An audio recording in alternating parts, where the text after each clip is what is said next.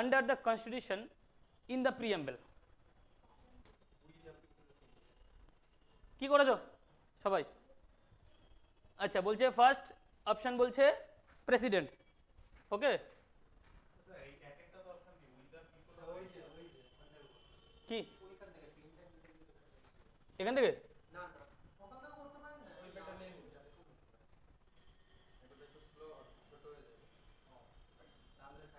ঠিক আছে ঠিক আছে ছেড়ে দাও না ছেড়ে দাও সাইড থেকে। আচ্ছা এখান থেকে তো ওকে ওকে চলো চলো চলো ঠিক আছে ঠিক আছে চলো ওকে। তাহলে কি হবে কোশ্চেনটা? বলছে আমাদের প্রিএমবেলে যে কি বলছে যে who is the source of all the powers. বলছে কনস্টিটিউশনের যে পাওয়ার্স ঠিক আছে সেই পাওয়ার্সটা কার কাছে আছে এবং সেটা প্রিএমবেলে ডিনোট করা আছে যে এই পাওয়ারটা ফুল পাওয়ার কার হাতে আছে। ঠিক আছে সবাই জানি ঠিক আছে প্রেসিডেন্ট হবে না, তারপরে প্রাইম মিনিস্টার হবে না, governor. We the people of India মানে আমরা সবাই, তাই তো? তার মানে আমরা জনগণ মানে জনসাধারণ আমাদের হাতেই পাওয়ারটা আছে। কেন আমাদের হাতে পাওয়ারটা আছে we the people of India? কেন আমি এটা বলেছিলাম যে কেন, কেননা আমাদের দ্বারাই তো আমাদের শাসন ব্যবস্থা প্রতিষ্ঠিত হচ্ছে, তাই না? মানে আমরা ভোট দিয়ে আমরা আমাদের প্রতিনিধিকে পাঠাচ্ছি পার্লামেন্টে এবং তারাই আমাদেরকে শাসন করছে। Okay clear? এবং যখন কনস্টিটিউশন তৈরি হয়, কনস্টিটিউয়েন্ট অ্যাসেম্বলি যখন তৈরি হয় তখনও সেম অ্যাজ এরকমই ছিল যে জনসাধারণ আগে ভোট দিয়ে সেই প্রতিনিধিগুলোকে পাঠিয়েছিল এবং তারা কনস্টিটিউশনটাকে তৈরি করেছিল। ওকে তাহলে আলটিমেট কি হচ্ছে, পাওয়ারটা কার হাতে আছে? We the people of India মানে আমরা ভারতবাসী আমাদের কাছে আছে। ওকে চলো তাহলে D is the right answer. Okay ঠিক আছে নেক্সট নাম্বার টু কি করেছো?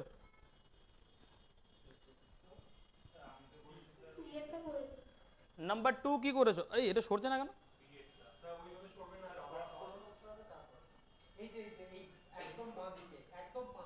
এটা আচ্ছা ক্রস ওকে আচ্ছা ঠিক আছে ঠিক আছে ঠিক আছে চলো এবার তাহলে কি বলছে দেখো কমিউনালিজম। কমিউনালিজম মিনস কি করেছে এটা? Number one showing favour to one community, ঠিক আছে, বা কোনো একটা নির্দিষ্ট একটা কমিউনিটিকে ফেভার করা বলছে কমিউনালিজমের মিনিং। নাম্বার বি কি বলছে? All communities are equal before law, এটা কি ঠিক? আচ্ছা showing favour of on the basis of religion. Number D none of the above. কি করেছো কুমারেশ মন্দিরা? অপশন বি আচ্ছা এ করেছো তাই তো, showing favour to one community.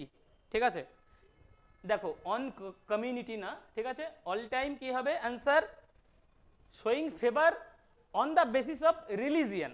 যখন রিলিজিয়ানের ভিত্তিতে, ঠিক আছে, যখন রিলিজিয়ানের ভিত্তিতে আমরা কোথাও কোনো ফেভারিজম করব তখন সেটাকে বলা হয় কমিউনালিজম। Okay clear? আচ্ছা কমিউনালিজমের মধ্যে না মার্ক্সবাদী ওইভাবে করে আসছে না, ঠিক আছে। মানে এখানে কমিউনালিজমের মানে কি বলবো তোমার হচ্ছে কোনো একটা কমিউনিটিকে বোঝাচ্ছে, ঠিক আছে, কোনো একটা নির্দিষ্ট কমিউনিটিকে বোঝাচ্ছে, আলাদা আলাদা সেগমেন্ট কমিউনিটি। তাহলে কি যদি আমরা কমিউনিটি এখানে বলি তাহলে হিন্দু একটা আলাদা কমিউনিটি, মুসলিম একটা আলাদা কমিউনিটি, জৈন একটা আলাদা কমিউনিটি, তাই না, বুদ্ধিস্ট একটা আলাদা কমিউনিটি।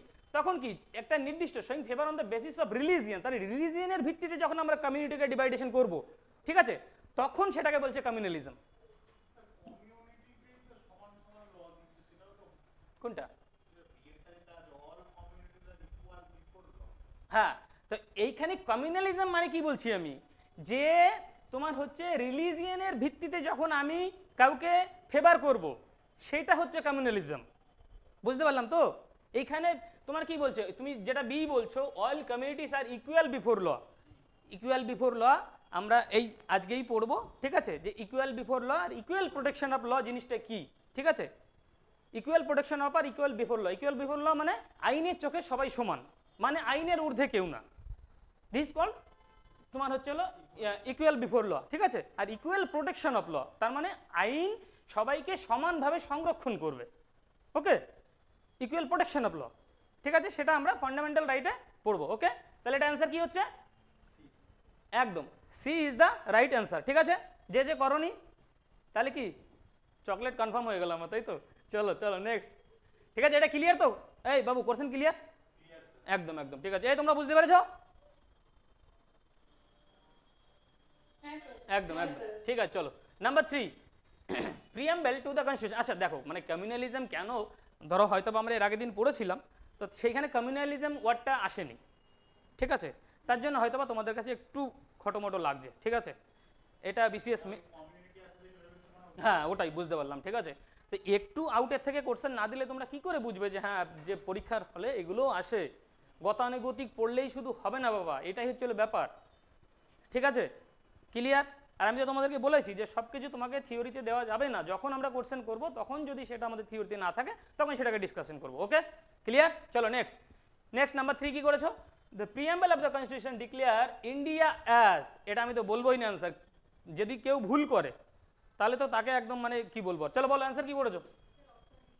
অপশন বি, আচ্ছা, sovereign socialist secular democratic republic, ঠিক আছে, একদম তোমরা ঠিক করেছো, option B is the right answer, ঠিক আছে। Number 3 option B right answer, okay. Number 4, number 4 কি বলছে? What is the proper connotation of the term secularism, এবার বলছে সেকুলারিজমের মিনিংটা কি, ঠিক আছে, মানে প্রপার মিনিংটা কি বলছে সেকুলারিজম, এটা কি করেছো অ্যান্সার? নাম্বার এ তে বলছে the state is the patron of all religion বলছে। Number B, in the affairs of governance and formulation of state policy the state is not guided religious consideration, okay. Number C বলছে the state should promote dominate religion, and number D is the none of the above, কি করেছো? B, তোমরা কি করেছো? B, আচ্ছা, হ্যাঁ B করেছো, একদম B is the right answer এখানে, ওকে। কেন এখানে বি রাইট অ্যান্সার বলছে? এখানে বি কি বলছে দেখো, বি বলছে যে সরকার যখন কোনো পলিসি তৈরি করবে, ঠিক আছে, বা যে আমাদের যে গভর্নেন্স মানে যে শাসন প্রণালী, ঠিক আছে, সেই শাসন প্রণালী বা যখন কোনো পলিসি তৈরি হয় তখন কিন্তু কোনো মানে রিলিজিয়াসের প্রভাবে সেটা তৈরি হয় না, তাই না? তার মানে কি আমাদের যে ভারতে যে অ্যাক্ট তৈরি হয় সেটা কি কোনো রিলিজিয়ানের ভিত্তিতে তৈরি হয়? হিন্দু মুসলিম বা কোনো কিছু তো এইভাবে তো তৈরি হয় না, সেটা কি সর্বজনের জন্য তৈরি হয়, তাই না? তার জন্যই তো বলছি we the people of India, মানে আমরা ভারতবাসী, আমাদের এইখানে কোনো ডেজিগনেশন নেই আমি হিন্দু আমি মুসলমান আমি এই বলে কিছু নেই, তাই না? মানে যখনই কোনো পলিসি তৈরি হবে বা শাসন ব্যবস্থা যখন তৈরি হয়, তো শাসন ব্যবস্থাটা কি জনগণকে শাসন করা হয়, তো সেইখানে কি কোনো সেগমেন্ট আছে হিন্দু মুসলিম আলাদা আলাদা করে কিছু আছে? কিছুই নেই, বুঝতে পারলাম, ক্লিয়ার? এবার সেকুলারিজম আমরা মানে ভালো মতোই জানি যে আমাদের ভারতে সেকুলারিজম মানে হচ্ছে যে রাষ্ট্র কোনো ধর্মকে কি করে না, প্রমোট করে না, একদম রাষ্ট্রের নিজের কোনো ধর্ম নেই, ওকে। আমাদের কি ন্যাশনাল রিলিজিয়ন আছে? নেই। এবার তুমি যে কোনো ধর্ম তুমি কি করতে পারো, গ্রহণ করতে পারো, ঠিক আছে, এখানে কোনো রকমের কোনো ব্যাপার নেই, ওকে ক্লিয়ার? তাহলে কি হচ্ছে answer? B is the right answer, okay clear? চলো নেক্সট নাম্বার 5, বুঝেছো সবাই? 4 নাম্বার ক্লিয়ার? একদম একদম, চলো number 5, what is the exact constitution status of India on 26 January 1950? বলছে কোশ্চেনটা বুঝতে পেরেছো তো? বলছে যখন কনস্টিটিউশন তৈরি হয়, ঠিক আছে, তখন আমাদের কনস্টিটিউশন যখন তৈরি হয় তখন প্রিএমবেলের যে সেট আপটা, ঠিক আছে, সেটা কেমন ছিল, ওকে বুঝতে পারলাম। একটু ঘুরিয়ে কোশ্চেন, জাস্ট কিচ্ছু না, ঠিক আছে, মানে কোশ্চেনটাকে তোমাকে একটু এলোমেলো করে দিয়েছে যে 26শে জানুয়ারি 1950 কী ছিল আমাদের যখন কনস্টিটিউশন তৈরি হয়েছিল, মানে এইটাই, আর কিচ্ছু না, ঠিক আছে। এবার বলো অ্যান্সার কি করেছো? অপশন বি, অপশন বি, একদম অপশন বি। তার মানে বলেছে আমাদের যখন প্রিয়াম্বেল তৈরি হয়, এর আগের দিন আমরা পড়েছিলাম প্রিয়াম্বেলের নেচার কী ছিল, মানে আমাদের নেচার মানে আমাদের ইন্ডিয়ার যে নেচার, ঠিক আছে, সেই নেচারটা কেমন, মানে আমাদের ইন্ডিয়া মানে কেমন ডেমোক্রেটিক, ঠিক আছে, সেখানে কি ছিল সভরেন ডেমোক্রেটিক রিপাবলিক, ওকে ঠিক আছে। এবং পরে দুটো ওয়ার্ড এখানে অ্যাড হয়েছিল, কি কি? Socialist and secular. এটা কবে অ্যাড হয়েছিল? নেক্সট কোশ্চেনে আমরা পাবো, নেক্সট কোশ্চেনে আমরা পাবো যে কবে অ্যাড হয়েছিল এবং কততম কনস্টিটিউশন অ্যামেন্ডমেন্টের দ্বারা অ্যাড হয়েছিল, okay clear? Socialist and secular, তার সঙ্গে একটা ওয়ার্ড আরেকটা ওয়ার্ড অ্যাড হয়েছিল, সেটা কি ছিল? সেটাও কোশ্চেনে পাবো, ঠিক আছে? ওকে, কি ছিল? এই বলো কি ছিল? সেকুলার এবং কি বললাম, দুটো অ্যাড হয়েছিল এখানে। হ্যাঁ, আরেকটা কি অ্যাড হয়েছিল? তিনটে ওয়ার্ড অ্যাড হয়েছিল। ইন্টিগ্রিটি, মনে আছে? চলো, ইন্টিগ্রিটি তাহলে অ্যাড হয়েছিল। ওকে, চলো তাহলে 5 complete. Number 6, with regard to the Constitution of India, which one of the following statement is not correct? এইখানে দেখো নট কারেক্ট কিন্তু, ঠিক আছে? নট কারেক্ট বলেছে, নট কারেক্ট। কি করেছো অ্যান্সার এটা? Number A, the words socialist and secular were not originally part of the constitution। এই স্টেটমেন্টটা কি ঠিক আছে? স্টেটমেন্টটা ঠিক আছে? বলছে যে আমাদের কনস্টিটিউশন যখন তৈরি হয়েছিল অরিজিনালি, তখন এই দুটো ওয়ার্ড সোশ্যালিস্ট এবং সেকুলার, ঠিক আছে, সমাজতান্ত্রিক এবং ধর্মনিরপেক্ষ, এই ওয়ার্ড দুটো ছিল না। এটা কি সত্যি? তাহলে এটা ঠিক আছে, ঠিক আছে, তাই তো? এটা ঠিক আছে, তাহলে এটা ছিল না, তার মানে আমরা জানি এটা অ্যাড হয়েছে, আগের কোশ্চেনে আমরা করেছি এটা অ্যাড হয়েছে। ওকে, চলো next question. Next number B বলছে the preamble states the objects of the constitution of India. ঠিক আছে, কি বলছে? The preamble state the objects of the constitution of India. তার মানে প্রিয়াম্বল আমাদের কনস্টিটিউশনের বৈশিষ্ট্যটাকে সাদৃশ্য করে। তার মানে আমরা কি বলেছি, এর আগের দিন পড়েছিলাম যে প্রিয়াম্বলকে কি বলা হয়? কনস্টিটিউশনের মিরর বলা হয়, তাই না? মানে প্রতিচ্ছবি, মানে আমাদের কনস্টিটিউশনের মধ্যে কি কি আছে না আছে সেটা আমরা মোটামুটি প্রিয়াম্বল পড়লে সেটা পেয়ে যাব, ঠিক আছে? তাহলে সেটাই বলছে প্রিয়াম্বল। অবজেক্টস মানে উদ্দেশ্যগুলোকেই তো বোঝাচ্ছে যে আমাদের কনস্টিটিউশনের মধ্যে কি কি উদ্দেশ্য আছে, আমরা কি কি পড়বো কি কি পড়বো না। তাহলে কি এইটা ঠিক আছে? স্টেটমেন্টটা নিশ্চয়ই ঠিক আছে। তাহলে এটা ওকে, তাহলে এটাও ঠিক আছে। ওকে, এবার কি বলছে? নাম্বার সি বলছে the preamble is enforceable in court of law. ঠিক আছে, নাম্বার সি এটা কি বলছে? তাহলে বলছে প্রিয়াম্বল যা লেখা আছে প্রিয়াম্বলে সেইটা যদি উল্লঙ্ঘন হয় তাহলে আমি কোর্টে যেতে পারবো। এটা কি ঠিক? এর আগের দিন আমি সুন্দর করে উদাহরণ দিয়ে আমি বুঝিয়েছিলাম, তাই না? তাহলে কি এটা কি এনফোর্সেবল কোর্ট ইন ল? তাহলে এটা হচ্ছে না, ঠিক আছে? তাহলে এটা তো ভুল স্টেটমেন্ট, তাই না? আর নাম্বার ডিতে কি বলেছে? A republic refers to the people as the source of all the authority under the constitution. বলছে রিপাবলিক স্টেট ওয়ার্ডটা বোঝাচ্ছে যে আমাদের ভারতের, ঠিক আছে, যত মানে রকমের আছে তার সব সোর্স হচ্ছে we the people of India. তার মানে এটা ঠিক আছে। রিপাবলিকের মানে কি? রিপাবলিকের মানে কি? প্রজাতন্ত্র, প্রজাতন্ত্র, তাই না? তার মানে কি আমাদের ভারতের সবচেয়ে উপরের যে পজিশন মানে প্রেসিডেন্ট, সেও আমাদের দ্বারা নির্বাচিত, তাই না? তার মানে আমরা তাকে নির্বাচন করে পাঠিয়েছি এবং তারাই আমাদেরকে শাসন করছে, তো সেটাই তো। তাহলে অল পাওয়ার কাদের কাছে? আমাদের কাছে। 5 বছর পরে যদি আমার মনে হয় যে আমার ভালো লাগছে না, আমি ওকে চেঞ্জ করবো, তাহলে চেঞ্জ করতে পারছি। তাহলে অলস পাওয়ার কার কাছে? আমার কাছে, তোমার কাছে, জনসাধারণের কাছে। তাহলে এটাও ঠিক আছে। তাহলে অ্যান্সার কি হবে এখানে? C is the right answer. এইটা মাথায় রাখবে সবসময়, এই যে নট কারেক্ট বলেছে কিন্তু এখানে যদি তুমি কারেক্টটা দিয়ে দাও তাহলে কিন্তু গল্প। ওকে, ক্লিয়ার? সবাই বুঝতে পেরেছো আশা করি? ক্লিয়ার সবাই? নাম্বার 7 বলো। The system of Indian democracy is, ঠিক আছে? তাহলে হ্যাঁ কি বলো? আচ্ছা, এখানে তাহলে আগে বলি যে ডেমোক্রেসি কি বলো? মানে ডেমোক্রেটিক যেটা বলি সেটাকেই ডেমোক্রেসি বলছে, গণতন্ত্র, তাই তো? তার মানে আমাদের যারা শাসন করবে তারাও আমাদের দ্বারা নির্বাচিত। ওকে, ক্লিয়ার? This call democracy. এবং ডেমোক্রেসিতে তোমার সব ধরনের কি আছে? কথা বলার অধিকার আছে, তুমি প্রোটেস্ট করতে পারবে। যদি ডেমোক্রেটিক কান্ট্রি না হয়, ডেমোক্রেসি কান্ট্রি না হয়, যদি সাউথ আফ্রিকা তুমি ভাবো, সরি তোমার চলো আরবিয়ান কান্ট্রিগুলো তুমি ভাবো, সেখানে কোনো ডেমোক্রেসি নেই, ঠিক আছে?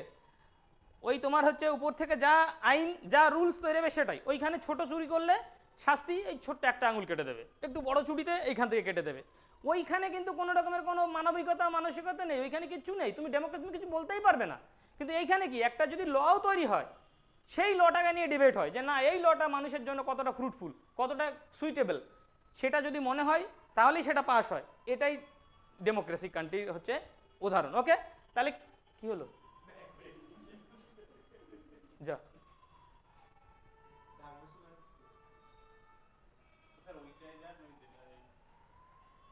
ই তো মহা মুশকিল তো।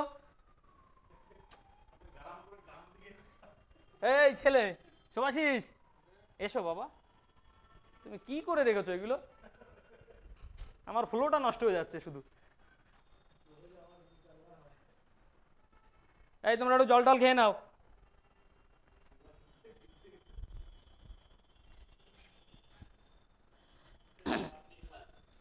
হ্যাঁ আমি একটু খেয়ে নেবো, হ্যাঁ ঠিক বলেছো তুমি, ঠিক আছে। আচ্ছা নাম্বার 7, 7-এর তাহলে কোশ্চেনটা কি বলছে? কোশ্চেনটা পড়ো একবার। এই দেখো উড়ে চলে গেছে। কুমারেশ কোশ্চেনটা একবার পড়ো। হুম, এবার বলছে আমাদের যে ডেমোক্রেসি, ঠিক আছে, সেইখানে কি বলছে মাল্টি পার্টি না বাই পার্টি না কি আছে, ঠিক আছে। হ্যাঁ হ্যাঁ ঠিক আছে, থ্যাংক ইউ।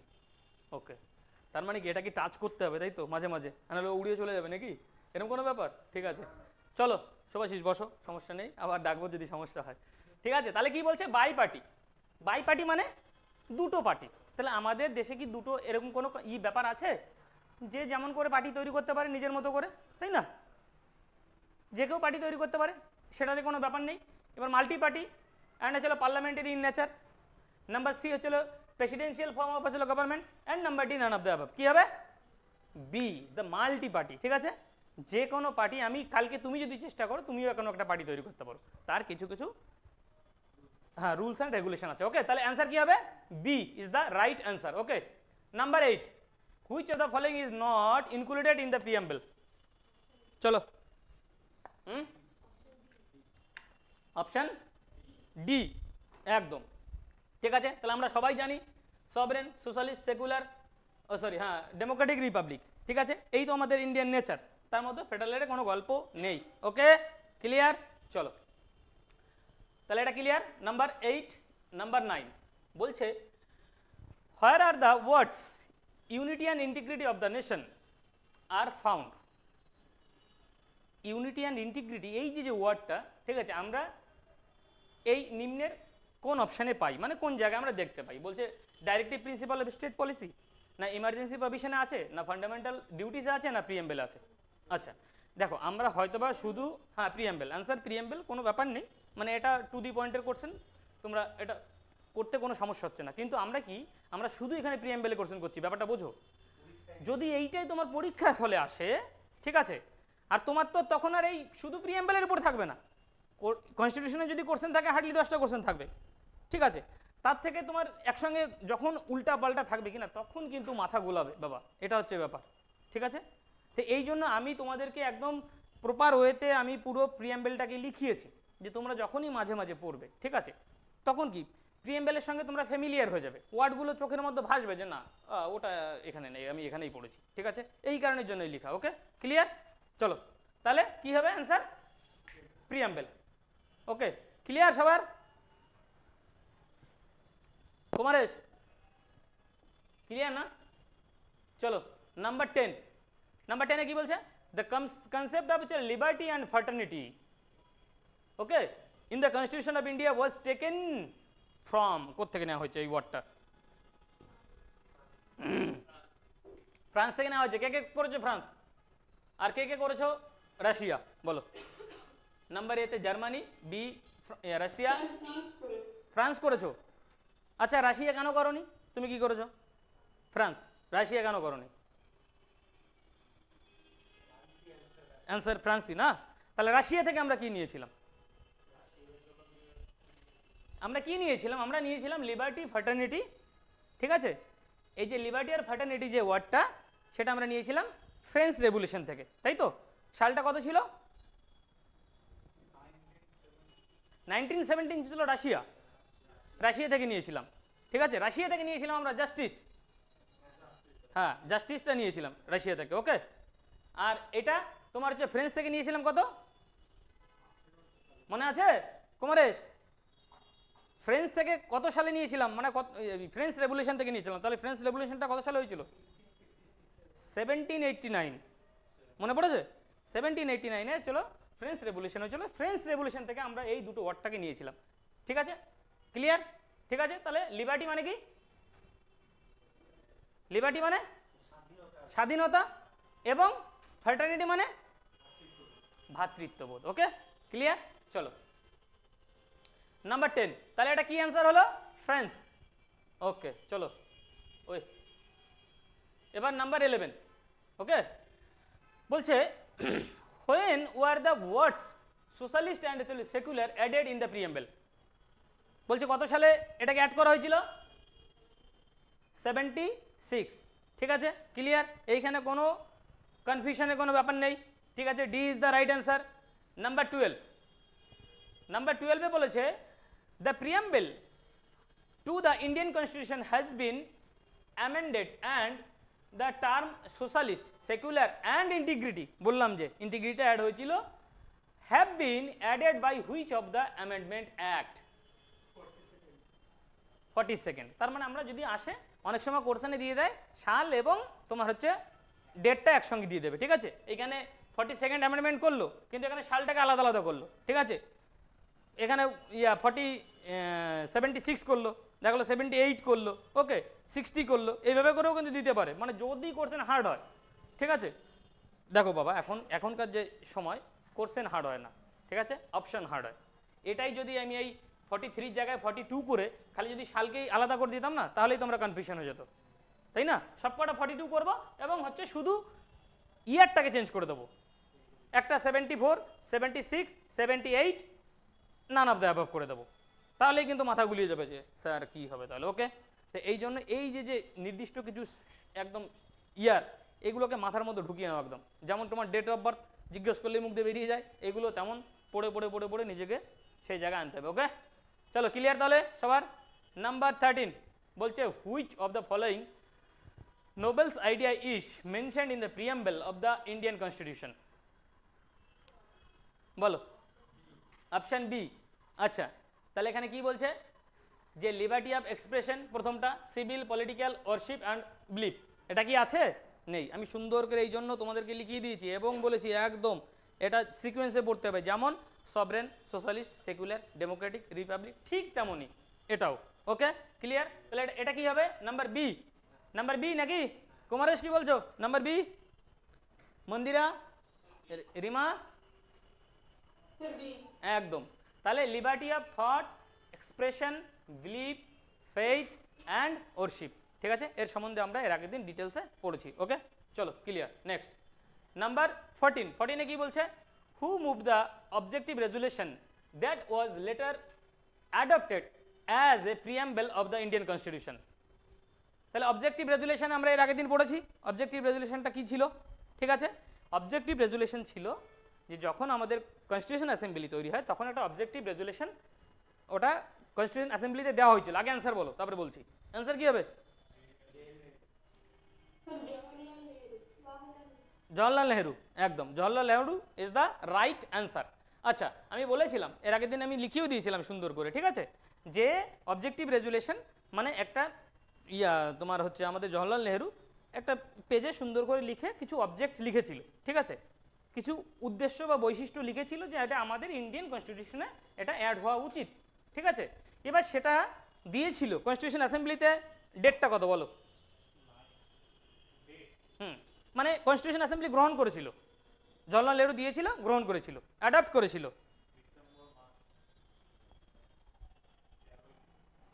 অ্যাকচুয়ালি দিয়েছিল হচ্ছে 13 ডিসেম্বর 1946 এবং কনস্টিটিউশন অ্যাসেম্বলি গ্রহণ করেছিল ঠিক তার পরের বছর, মনে আছে? কি গো কুমারেশ, মন্দিরা, রিমা বলো?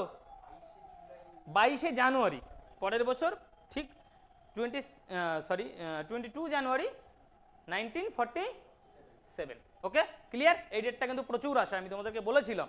ওকে ক্লিয়ারভাবে বলেছিলাম যে এটাকে মনে রাখতেই হবে। ওকে, লিখানোর আগে আমি ছোট্ট করে লিখিয়েও দিয়েছিলাম 13 ডিসেম্বর একটা ড্যাশ দিয়ে, তারপরে বলেছিলাম 22শে জানুয়ারি 1947। ক্লিয়ার? চলো নাম্বার 15 অ্যান্ড লাস্ট কোশ্চেন, ঠিক আছে। লাস্ট কোশ্চেন কি বলছে? Which of the following words was not a part of the original preamble of the Indian Constitution?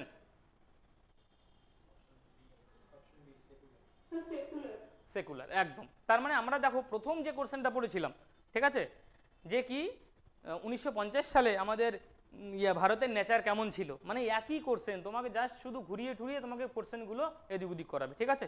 মানে এই জন্য এই কোশ্চেনগুলো করা, যাতে আমরা কোশ্চেনের সঙ্গে পরিচিত হই যে কী ধরনের কোশ্চেন আমাদের আসতে পারে, ঠিক আছে, বুঝতে পারলাম, ক্লিয়ার। আচ্ছা বলো এবার, তাহলে এটা কি অ্যান্সার হলো সেকুলার? ওকে, এই কার কটা হয়েছে বলো এবার, আগে অনলাইন বলো। কুমারেশ, কুমারেশ কটা হয়েছে? হ্যাঁ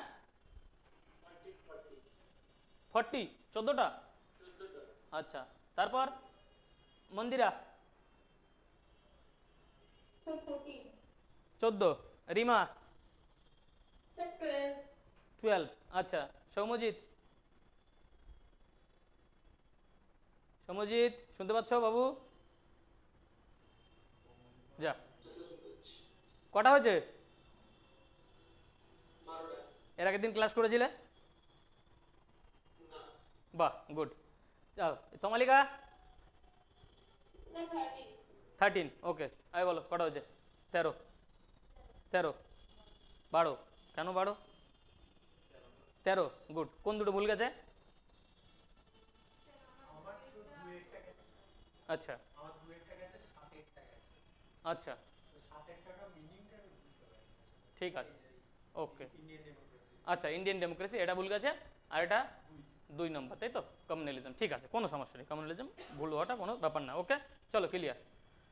চলো, না ঠিক আছে, তোমরা পড়ছো এরকম করে কন্টিনিউয়াস পড়ে যাও বাবা, ঠিক আছে, সমস্যা নেই কোনো, ওকে ক্লিয়ার। চলো নেক্সট, তাহলে আমরা কি বলেছিলাম আজকে কি পড়বো? ফান্ডামেন্টাল রাইটস পড়বো, ওকে ক্লিয়ার। তো আমরা মোটামুটি প্রিয়াম্বল শেষ করে দিয়েছি, মোটামুটি আমাদের সিকোয়েন্সেই চলছে। এর আগের দিন স্যার তোমাদের পড়িয়েছিল তোমার হচ্ছে সিটিজেনশিপ এবং হচ্ছে ইউনিয়ন অ্যান্ড টেরিটরি, স্যার শেষ করে দিয়েছে এই দুটো পার্ট। এবার আমরা ফান্ডামেন্টাল রাইট পড়বো, ওকে ঠিক আছে। আচ্ছা বলো কুমারেশ বাবু। হ্যাঁ আমরা তো সিকোয়েন্স ধরেই নিয়েছি, স্যার করে দিয়েছে, আমি প্রিয়াম্বল যা ছিল ওদিকে শেষ করে দিলাম। এবার তোমাদের দুটো হয়ে গেছে, তোমার ছিল পার্ট 1 পার্ট 2 হয়ে গেছে, এটা পার্ট 3, তাই তো। আমরা তো তোমাদেরকে আমি পার্টগুলো তো লিখিয়েছিলাম, সেই পার্টের মতো করেই যাবে, ঠিক আছে। এবার তারপরে আমরা গিয়ে দেখবো যে কোনটা আমাদের জন্য সুইটেবল, তারপরে গিয়ে সব ক্লাস মোটামুটি করবে, কন্টিনিউয়াস করলে সব আরামসে সব ঠিক হয়ে যাবে। এবং আমি সবসময় বলবো যারা ক্লাসগুলো করছো না, ঠিক আছে, সবাই বন্ধুদের কাছ থেকে একটু ক্লাসগুলো নিয়ে নেবে, ঠিক আছে, নিজেরা পারো লিখে নাও বা যা করো, তারপরে নিজেরা পড়ে যদি কখনো সমস্যা হয় তো আমাকে বলবে যে স্যার আমি এই জায়গাটা বুঝতে পারছি না, তাই তো, একটু তো এদিক ওদিক হতেই পারে, কিন্তু সেটাকে নিজেকে একটু ম্যানেজ করে নিতে হবে, ওকে ক্লিয়ার। চলো তাহলে বলো ফান্ডামেন্টাল রাইট, ঠিক আছে, ফান্ডামেন্টাল রাইট বাংলায় কি বলে? মৌলিক অধিকার, ঠিক আছে। তাহলে মৌলিক অধিকার মানে কি বলছে, তাহলে মানে এই কথাটা কি বলছে, ফান্ডামেন্টাল রাইটটা কি স্যার, আমরা পড়বোই বা কেন, ঠিক আছে। আমরা জানি আমরা এতদিন আমরা পড়লাম পার্ট, আমরা কনস্টিটিউশনের পার্ট পড়েছি, কনস্টিটিউশনের সোর্স পড়েছি, কোথায় কি নিয়েছি, ঠিক আছে, কিভাবে তৈরি হয়েছে, মেকিং অফ ইন্ডিয়ান কনস্টিটিউশন পড়েছি, তারপরে আমরা কি পড়েছি, প্রিয়াম্বল পড়েছি, ঠিক আছে, মিরর অফ দ্য কনস্টিটিউশন পড়েছি যে কি কেন, তারপর আমরা কি পড়েছি, পার্ট 1 পড়েছি, পার্ট 1-এ কি ইউনিয়ন অ্যান্ড টেরিটরি, তার মানে আমাদের যে ভারতের যে বাউন্ডারি, তার মধ্যে কোন কোন স্টেট আছে কি আছে। দেখো আজকে তো আমাদের তোমার এখন যেমন ওয়েস্ট বেঙ্গল থেকে শুরু করে অনেক স্টেট আছে, আগে তো তেমন পরিস্থিতি ছিল না। 47-এর আগে কি ছিল, তখন এই ব্যাপারগুলো ছিল না, প্রিন্সিয়ালি স্টেট ছিল সব, মানে রাজাদের তখন রাজাদের ব্যাপারটাও ছিল, ঠিক আছে, সেটাকে সব ভেঙে আস্তে আস্তে করে এই যে আমাদের যে স্টেটের যে কনসেপ্টটা এসছে সেটা আমরা ইউনিয়ন অ্যান্ড ইটস টেরিটরিতে পড়েছি, ওকে। নাম্বার 2, যখন একটা দেশ তৈরি হয় তার বাউন্ডারি সিগনিফিকেন্স হয়ে গেল, তার মানে কি তারপরে পড়তে হবে তার মধ্যে আমাদের জনগণ, তাই তো, তার মানে সেকেন্ডেই আছে সিটিজেনশিপ, আমরা সিটিজেনশিপ পড়েছি। সিটিজেনশিপ পড়বো কেন স্যার, যে সিটিজেনশিপ পড়বো কেন, যে আমাদের ভারত তো পুরো একটা মানে বিরাট একটা কান্ট্রি ছিল, সেটাকে ভেঙে কি হয়েছে, বাংলাদেশ চলে গেছে, পাকিস্তান চলে গেছে, আফগানিস্তান একসময় আমাদের ছিল সাথেই, বাট ওইভাবে করে আফগানিস্তান ভাগ হয়নি, সেটা আগে থেকে ভাগ হয়ে গেছে, ওকে, তাই না। তারপর আমাদের সিকিম আমাদের ভেতর ছিল না, সিকিম আমাদের অ্যাড হয়েছে। তো এই যে ব্যাপার, যে আমাদের একটা ভারতের জনগণ হতে গেলে তার কি কি ক্রাইটেরিয়া, ঠিক আছে, তার কি কি মানে বৈশিষ্ট্য আছে, সেগুলোকে আমাকে ফুলফিল করতে হবে, তারপর আমি ভারতের জনগণ হতে পারবো, তাই না। তো এই সিটিজেনশিপ অ্যাক্টগুলো আমরা পড়েছি, কেননা এই যে তোমরা রিসেন্টলি জানো যে বাংলাদেশ থেকে যারা আসবে বা এই যে অ্যাক্টগুলো হয়েছে সেটা আমরা সিটিজেনশিপে পড়ে নিয়েছি, ওকে। এবার নেক্সট চলে আসলো, তাহলে আমরা জনগণ পড়ে নিলাম, তার মানে আমাদের কি প্রথমে একটা নির্দিষ্ট বাউন্ডারি পড়ে নিলাম, যে তার মধ্যে আমাদের এই যে আমাদের বাউন্ডারি, এটা আমাদের ভারতের মধ্যে আমরা জনগণ, এবার জনগণের পর আসলো ফান্ডামেন্টাল রাইট, তার মানে এই যে জনগণ, এর ফান্ডামেন্টাল রাইট কী কী আছে, মানে মৌলিক অধিকার কী কী আছে, তাই না? আমরা তো ডেমোক্রেটিক কান্ট্রি, আমরা আগেই পড়েছি, তাহলে ডেমোক্রেসি এখানে আছে, সবার তোমার হচ্ছে অধিকার আছে, ঠিক আছে, আমি আমার মতো করে সরকার চয়ন করব, তাহলে এই যখন অধিকার থাকবে তার মধ্যে আমার তো কিছু ফান্ডামেন্টাল রাইটসও থাকতে হবে, তাই না? ফান্ডামেন্টাল মানে হচ্ছে মৌলিক, মৌলিক মানে একেবারে নিজের, সেইখানে কোনো রকমের কোনো হস্তক্ষেপ চলবে না, মানে মৌলিক মানে সেটা একদম তোমার। যখন এখন যদি উদাহরণ দিই, এখনকার সবচেয়ে মৌলিক উদাহরণ হচ্ছে মোবাইল, মৌলিক হচ্ছে তোমার মোবাইল, মোবাইল কেউ হাত দিতে পারবে না, তোমার মা বাবা যেই হোক, ঠিক আছে, কখনো যদি গিয়ে মা দেখি বাবা একটা ফোন করি, না না না না না তুমি দাও আমি খুলে দিই, তুমি দিয়ে তারপরে খুলে দেবে, ঠিক আছে, মানে আমি বলছি জাস্ট একটা এক্সাম্পল দিলাম, তাই না? এইটা তোমার মৌলিক একদম, প্রাইভেসি একদম, এইখানে কেউ হস্তক্ষেপ করবে না, তোমার সে মা হোক, তোমার বাবা হোক, তোমার কোনো বন্ধু হোক, বান্ধবী হোক, গার্লফ্রেন্ড হোক, বয়ফ্রেন্ড হোক, ঠিক আছে, না এটা আমার পার্সোনাল, ঠিক আছে, এখানে কোনো হস্তক্ষেপ চলবে না, তাই না? তো এই যে মৌলিক মানে সেইখানে কোনো রকমের কোনো হস্তক্ষেপ চলবে না, সেটা একদম নিজের তোমার, তাই না? ঠিক আছে, ক্লিয়ার? বুঝতে পারছি তমালিকা, কুমারেশ, মন্দিরা, বোঝাতে পারলাম তো? ওকে, ঠিক আছে। তো এবার আমরা পাঠ পড়েছিলাম, তাই না? তো এবার যদি বলি যে স্যার কত নম্বর পার্টে আছে, কুমারেশ বলো কত নম্বর পার্ট, ফান্ডামেন্টাল রাইটটা কত নম্বর পার্টে আছে? এই পড়োনি কেন বাবা, আমি তো এগুলো করিয়েছি না, পার্ট কত নম্বর পার্টে আছে? হ্যাঁ, পার্ট 3 একদম। আচ্ছা তোমরা সবাই অ্যান্সার করার চেষ্টা করবে, আমি যদি বলি, অনেক সময় হয়তো আমি নাম ধরে বলছি না জন্য তোমরা বলছো না কিনা না বুঝতে পারছি না, অ্যান্সার করার চেষ্টা করো অ্যাটলিস্ট, তাহলে আমি বুঝতে পারবো যে হ্যাঁ তোমরা ক্লাসের সঙ্গে কানেক্ট আছো, কারণ আমি তোমাদের তো দেখতে পাচ্ছি না, এটাই প্রবলেম, ঠিক আছে? চলো ওকে, তাহলে কি বললাম, পার্ট 3তে আছে, ওকে। এবার যদি আমি বলি যে আমরা পার্টগুলো সুন্দর করে সবাইকে লেখানো আছে, আমি বলেছি বারবার করে যে পার্টগুলো পড়তে হবে, মাস্ট ফাস্ট পড়তে হবে, প্রত্যেকটা এক্সামে পার্ট থেকে কোশ্চেন দেয়, একদম ডিটো পার্ট থেকে দিয়ে দেবে, দেখা গেল তোমাকে কখনো ওয়ান শট পার্টও দিতে পারে, দেখা গেলো 3খানা পার্ট দিয়ে দিল, একটা মিস ম্যাচ দিল, বলছে এটার মধ্যে কোনটা ম্যাচ করছে না, ওকে, এইভাবে করেও দেয়, ক্লিয়ার? পার্ট পড়তে হবে, পার্টগুলো খুব বেশি না, যেমন তোমাদের পড়তে একদম আহামরি ব্যাপার, আমি কখনোই বলি না যে তোমরা কখনো সবসময় মুখস্থ করো, মাগিং করো, একদম মেমোরাইজ করো না, ডেলি পড়ো, ডেলি পড়ো, যখন ডেলি তুমি একবার করে রিভাইজ করবে তখন তোমার এমনি চোখের মধ্যে চলে আসবে, ঠিক আছে? তুমি ওই একবারে মুখস্থ করে রেখে দিলাম স্যার আমি আর 1 মাস পরে গিয়ে পড়বো না, ওটা না, যখনই কনস্টিটিউশন পড়ছো প্রথম থেকে শুধু একবার করে নিজের খাতাটাকে পড়ে যাও রিভাইজ দিয়ে, আর কিচ্ছু না, কিচ্ছু না, ডেলি একবার করে যদি পারো, 10 মিনিট 15 মিনিট লাগবে তোমার পুরো খাতাটা পড়তে, খালি একবার করে পড়ে যাও, তাহলেই কমপ্লিট, সেটাই মাথার মধ্যে ঢুকে যাবে, ওকে, ক্লিয়ার? সোর্স পড়েছি তাহলে আমরা, তাহলে বলো যে এই ফান্ডামেন্টাল রাইটসের যে ইয়েটা, এটা আমরা কোত্থেকে নিয়েছি, এই আইডিয়াটা কোথেকে নিয়েছি ম্যাডাম? ইউএসএ, ইয়েস, এই তোমরা বলো কোথেকে নিয়েছি, ইউএসএ নাকি না ইউকে? আচ্ছা ইউএসএ থেকে নিয়েছি, ওকে, ক্লিয়ার? ইউএসএ থেকে আমরা এই ফান্ডামেন্টাল রাইটসটা নিয়েছি, ওকে, ক্লিয়ার?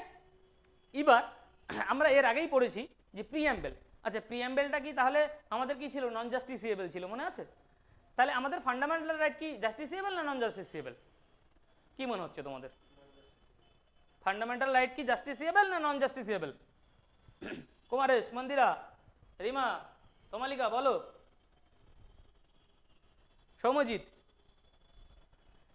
জাস্টিসিয়েবল নন জাস্টিসিয়েবল মানে এর আগের দিন আমি বলেছি, যখন কোনো, হ্যাঁ হ্যাঁ বলো, হ্যাঁ একদম জাস্টিসিয়েবল, এইটা কি, এটা তোমার মৌলিক অধিকার, তোমার অধিকার যখন হনন হবে, ঠিক আছে, তোমার অধিকার যখন হনন হবে তখন কি তুমি যাবে না কোর্টের কাছে, তুমি কোর্টের কাছে যাবে না যে স্যার এটা তো আমার মৌলিক অধিকার, এইটা থেকে আমাকে কিভাবে বঞ্চিত করা হচ্ছে, তাই না? আমরা পড়বো, এরপরে আমরা পড়বো কি পড়বো, আর্টিকেল 17 আমরা যেমন পড়বো, 17তে আনটাচেবিলিটি, তাহলে আনটাচেবিলিটি মানে অস্পর্শতা, যে আগেকার যে আমাদের উঁচু জাত নিচু জাতের যে সিস্টেমটা ছিল সেটা তো এখন নেই, যে একটা ছেলে বা একটা মেয়ে এলো আমরা বলবো ক্লাসের মধ্যে ওই ও নিচু জাত তুমি ওদিকে বসে এদিকে বসে, এই যে ডিসক্রিমিনেশন এটা করা যাবে না তো, তখন যদি কেউ করে তখন আমি কি করবো, কোর্টে যাব যে আমার সঙ্গে এই ভেদভাব হচ্ছে, তাই না? ক্লিয়ার? বোঝাতে পারলাম? ঠিক আছে, তাহলে কি হবে, এটা জাস্টিসিয়েবল, একদম ক্লিয়ার, ঠিক আছে? এবং দেখো এই যে ফান্ডামেন্টাল রাইটটা তো হট করে আমাদের কনস্টিটিউশনে অ্যাড হয়নি, ফান্ডামেন্টাল রাইট অ্যাড হয়েছিল সাপ্রু কমিটি, 1944-এ একটা কমিটি হয়েছিল, আমি লিখাবো সব লিখাবো আমি বলছি জাস্ট একটু গল্প করে বলে নিই তারপরে লিখিয়ে দেবো, ঠিক আছে? সাপ্রু কমিটি ছিল, সাপ্রু কমিটি এ বলেছিল যে আমাদের ফান্ডামেন্টাল রাইট আমাদের কনস্টিটিউশনে অ্যাড করা দরকার, ঠিক আছে, অ্যাড করতে হবে, ঠিক আছে, সাপ্রু কমিটি কি করেছিল, রেকমেন্ডেশন দিয়েছিল যে আমাদের তোমার হচ্ছে ফান্ডামেন্টাল রাইটকে অ্যাড করতে হবে, এবং সেটা সাপ্রু কমিটি বলেছিল কিছু জাস্টিসেবল কিছু নন জাস্টিসেবল মানে প্রভিশন বলেছিল, কিন্তু আমাদের ফান্ডামেন্টাল রাইটটা পুরোটাই জাস্টিসেবল। একদম ক্লিয়ার? ঠিক আছে, এবার দেখো আমাদের যে ফান্ডামেন্টাল রাইট সেটা নেতিবাচক না মানে যেটা ইংলিশে বলা হচ্ছে পজিটিভ না নেগেটিভ? মানে এই যে আমাদের কনসেপ্ট, আমাদের ফান্ডামেন্টাল রাইট, এটা কি পজিটিভ কনসেপ্ট না নেগেটিভ কনসেপ্ট? বলো, পজিটিভ না নেগেটিভ? হ্যাঁ, নেগেটিভ। কে বললো নেগেটিভ? আচ্ছা পজিটিভ, আচ্ছা হ্যাঁ। তারপরে আর কেউ? কুমারেশ, রিমা, সৌম্যজিৎ, দোমালিকা, নেগেটিভ না পজিটিভ? তোমরা বলো নেগেটিভ না পজিটিভ। শুধু বললে হবে না, আমাকে তার রিজন বলতে হবে যে স্যার কেন নেগেটিভ কেন পজিটিভ। বলো বলো না বাবা, আইডিয়া থাকে যেটাই বলো, ভুল বলো।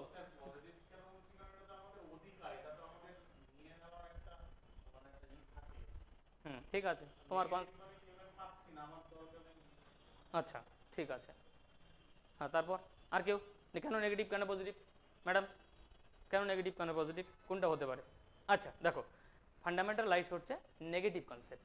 কেন negative concept? Actually fundamental right স্টেটকে বলা হচ্ছে, স্টেট এবং সঙ্গে ইন্ডিভিজুয়াল, ঠিক আছে? স্টেট মানে হচ্ছে আমাদের এখানে ভারতবর্ষকে স্টেট হিসেবে বলা হচ্ছে, ওকে? আমাদের ওই মানে আমরা স্টেট হিসেবে আমাদের এই হ্যাঁ এই স্টেটগুলোকে বলছি না, স্টেট মানে এখানে হচ্ছে ভারত সরকার, বা ভারত সরকারকে এইভাবে করে বোঝা হচ্ছে, পুরো ভারতকে বোঝানো হচ্ছে। এবার বলছে যে ফান্ডামেন্টাল রাইট সবসময় স্টেটকে এবং ইন্ডিভিজুয়ালকে, ঠিক আছে, কোনো কিছু থেকে বিরত থাকার জন্য বলা হচ্ছে। মানে তুমি এটা করবে না, তুমি এটা করবে, এটা করবে না, এটা করবে না, এই বলা হচ্ছে, মানে করবে না বলা হচ্ছে। তার মানে কি? তার মানে বলা হচ্ছে আর্টিকেল নাম্বার 17 যদি আমরা পড়ি, এরকম আরও পড়বো আস্তে আস্তে করে, 17-এ বলা হচ্ছে তুমি অস্পর্শ মানে আনটাচেবিলিটি করতে পারবে না, তাই না? তাহলে এটা কি? এটা নেগেটিভ কনসেপ্ট। তোমাকে কি বলছে যে তুমি করতে পারবে? তাহলে ওটা তো পজিটিভ কনসেপ্ট হয়ে যাচ্ছে, তাই না? সরকার, স্টেট, স্টেট এটা করবে না, স্টেট এটাকে প্রশ্রয় দেবে না, ওকে? বুঝতে পারলাম? ক্লিয়ার? হ্যাঁ, এর মধ্যে কিছু নেগেটিভ কিছু পজিটিভ আছে, কিন্তু এইটাকে আমি যখন কোশ্চেনে আসবে তখন আমি এটা নেগেটিভই বলবো। ক্লিয়ার? বুঝতে পারলাম? এবার দেখো এরপরে আসবে DPSP, directive principle state policy. এইটাতে সরকারকে বারণ করা হচ্ছে না, এইটাতে স্টেটকে করতে বলা হচ্ছে যে তুমি equal pay for equal work, তার মানে মেয়ে ছেলেদের সমান অধিকার, কাজ করলে সমান অধিকার তুমি দেবে, মানে তুমি করবে, তখন সেটা কি হচ্ছে? পজিটিভ থিঙ্কিং হচ্ছে। বুঝতে পারলাম? ক্লিয়ারটা বুঝতে পারলাম? না, ডিউটিস তো নেগেটিভ না বাবা। হ্যাঁ, পজিটিভ নেগেটিভ দুটোই আছে, কিন্তু তুমি যদি কোশ্চেনে আসে তুমি এই নয় তোমার ফান্ডামেন্টাল রাইট বা fundamental directive principle state policy, দুটোর মধ্যেই আসবে যে কোনটা নেগেটিভ কোনটা পজিটিভ। কেন নেগেটিভ পজিটিভ বুঝতে পারলাম তো? এইখানে তোমাদের বারণ করা হচ্ছে তুমি করবে না এটা, না বাধক। তাহলে না বাধক ওয়ার্ড তো নেগেটিভ, মানে এখানে নেগেটিভ কনসেপ্ট, মানে নেগেটিভ মানে এখানে ওই নেগেটিভ বলা হচ্ছে না, এখানে নেগেটিভ না বোধক না হ্যাঁ বোধক সেইটা বলা হচ্ছে। ক্লিয়ার মাথায়? একদম এইটাই কোশ্চেনে চলে আসবে। এবার তখনই তোমাদের মাথা গুলিয়ে যাবে, ও যেমন বললো স্যার এটা তো আমার মৌলিক অধিকার, আমার তো পাওয়ার অধিকার, আমি তো পাবো স্যার, আমি এটা পাবো, তাহলে মানে এটা আমার নেগেটিভ না, ওই অর্থে নেগেটিভ না। বুঝতে পারলাম? ক্লিয়ার? ক্লিয়ার? এইটা হচ্ছে তোমাকে করতে বারণ করা হচ্ছে, তোমাকে করতে বলা হচ্ছে। তাহলে আমি যদি তোমাকে বলি তুমি করবে না, তাহলে তুমি তো সেই নেগেটিভেই লিখবে না, আর তোমাকে যদি আমি বলি করবে, তাহলে তুমি পজিটিভই লিখবে। তার মানে সেটা পজিটিভ কনসেপ্ট নেগেটিভ কনসেপ্ট হচ্ছে। কনসেপ্টটা মানে আমি যে লাইনটা লিখছি সেই কনসেপ্টটা কি নেগেটিভ না পজিটিভ সেটাই। ওকে, বুঝতে পারলাম? ক্লিয়ার? চলো হেডিং করো। চলো এবার তাহলে আমরা লিখতে শুরু করি মোটামুটি, ঠিক আছে? হেডিং করো ফান্ডামেন্টাল রাইট। ফান্ডামেন্টাল রাইট, ওকে? তাহলে পার্ট লিখো সবাই। পার্ট কত? পার্ট 3 লিখে নাও। তাহলে ফান্ডামেন্টাল রাইট কিসের আন্ডার আছে? পার্ট 3 এর আন্ডারে আসছে, লিখে নাও। নেক্সট লিখো হচ্ছে আর্টিকেল। আর্টিকেল কত? 12 to 35। একদম ক্লিয়ার? আমরা প্রত্যেকটা আর্টিকেল আস্তে আস্তে করে এক একটা করে পড়বো, ওকে? নেক্সট লিখো taken from. Article 12 to 35 12 to 35, এগুলো আর বলবো না, এগুলো এরপর থেকে আর তোমরা নিজেরা লিখবে এগুলো, ঠিক আছে? এগুলো পাঠের মধ্যে করে সুন্দর করে লেখানো আছে। আচ্ছা চলো ঠিক আছে, ওকে ক্লিয়ার। নেক্সট লিখো টেকেন ফ্রম বা বরড ফ্রম, মানে কোত্থেকে আমরা নিয়েছি আইডিয়াটা, তাহলে কোত্থেকে নিয়েছি? ইউএসএ। ওকে, ব্র্যাকেটে লিখে রাখো বিল of right, bill of right. যদি কখনো হার্ড কোশ্চেন হয় তাহলে এটা আসতে পারে যে ইউএস এর কোত্থেকে নেওয়া হয়েছে, ইউএস এর বিল অফ রাইট নামে একটা আছে, কলাম আছে, সেখান থেকে নেওয়া হয়েছে। ওকে ক্লিয়ার, চলো নেক্সট। নেক্সট লিখো Sapru committee, Sapru committee, Sapru, SAPRU, Sapru, Sapru committee. Sapru committee were constitute the fundamental right, constitute, constitute মানে তৈরি করা, ওকে, বা রেকমেন্ডেশন করেছিল সেটাও লিখতে পারো। Sapru committee recommendation fundamental right, বা ফান্ডামেন্টাল রাইটকে রেকমেন্ডেশন করেছিল যে হ্যাঁ আমাদের প্রিএমবেলে সরি আমাদের কনস্টিটিউশনে ফান্ডামেন্টালকে অ্যাড করা হোক। ওকে ঠিক আছে, যদি কখনো কোশ্চেনে আসে যে কোন কমিটি রেকমেন্ড করেছিল ফান্ডামেন্টাল রাইটকে, ক্লিয়ার, ঠিক আছে, ওকে চলো নেক্সট। নেক্সট লিখো